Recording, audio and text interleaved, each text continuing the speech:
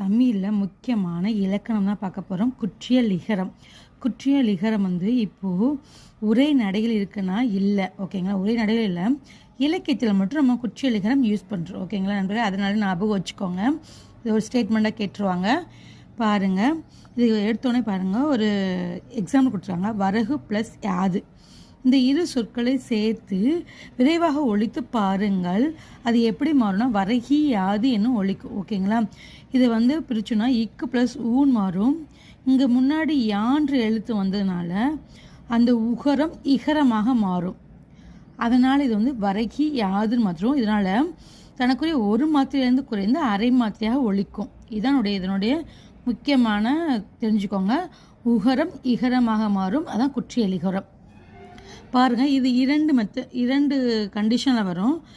பாருங்கள், குற்றிய லுகர சொற்களை தொடர்ந்து யகார எழுத்து அது உகரம் இகரமாக மாறும். பாருங்கள், எக்ஸாம்பிள் கொக்கு ப்ளஸ் யாது, இது இக்கு ப்ளஸ் ஊன்னு பிரிப்போங்களா, அப்போது உகரம் போயிட்டு இகரமாக மாறும். கொக்கு யாது. நாடு ப்ளஸ் யாது, இது உகரம் போயிட்டு இகரமாகும். அப்போ நாடி யாது. தோப்பு ப்ளஸ் யாதுன்னா மாதிரி உகரம் போயிட்டு ஈரமாகும். தோப்பியாது. எனப்படுவது ப்ளஸ் யாதுன்னா இத்து ப்ளஸ் ஊவா மாறிடும். அப்போ எனப்படுவது யாது தீயா மாறிடும் நண்பர்களே. இதை மட்டும் பார்த்துக்கோங்க. அதுக்கப்புறம் ரெண்டாவது பாருங்கள், மியா என்பது ஒரு அசைச்சொல்.